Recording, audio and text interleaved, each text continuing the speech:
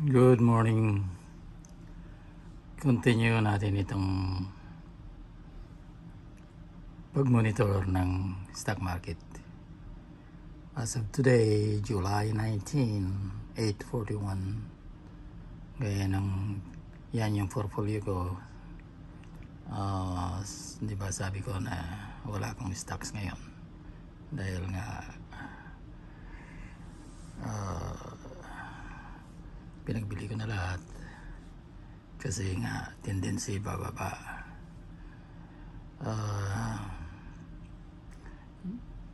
Yung gaya ng sabi ko, yung month ng August, September, very volatile ang market, kaya hindi ako if possible, naka-park yung pera, hindi naka-invest sa stock market kasi nga up and down, hindi stable normally, pero pwede rin magbago. Ang topic natin ngayon na gusto kong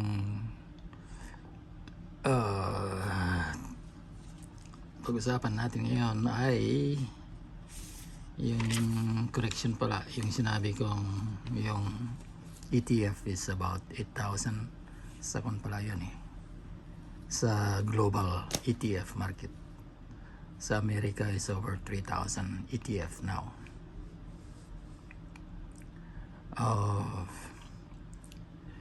So maraming nag-invest na sa ETF kasi nga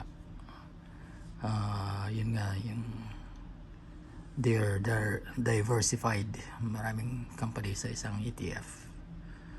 Ang pag-usapan natin ngayon yung parehong malaking ETF, yung BOO at saka BTI muna o BOO muna. BOO muna, isa sa malaking ETF ng Vanguard.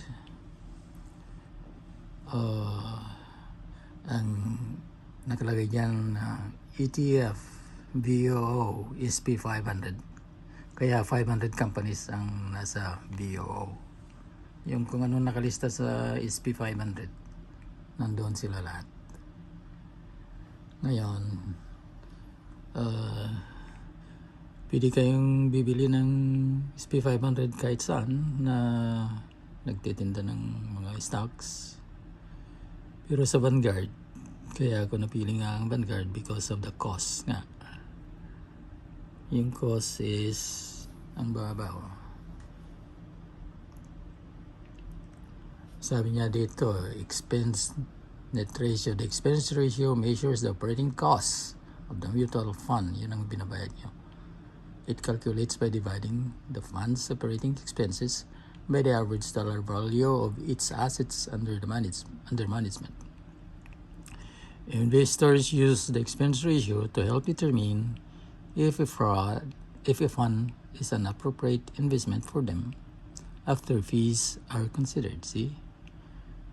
Kaya no-brainer, expense ratio mo is 0.03. Yung iba, yan ang pinakababa so far na nakita ko na expense ratio. So, isa yan sa category sa pagpili ng investment vehicle. So, VO market cap is about over 200 something billion. Ginugol ko na yan. So, 500 companies. So, it's hard to go wrong pag may 500 companies ka na sa isang fund. Ang difference nila sa BTI, which is double its size ng VO,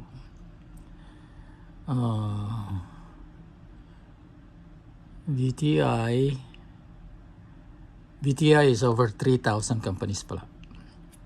Naka-invest ito sa over 3,000 companies. Talking about diversification, That's a lot of companies in one fund, one ETF. So, tignan mo rin ang expense ratio nito. Pareho sila, 0.03%. Ang market cap niya ito, 562 billion. So, isa sa pinakamalaking ETF. So, maraming taong nag-i-invest dyan. Ibig sabihin yan. So, why not join them? See? Yung pira mo, halimbawa meron kang $1,000, naka-invest yan sa 3,000, over 3,000 companies yung 1,000 mo.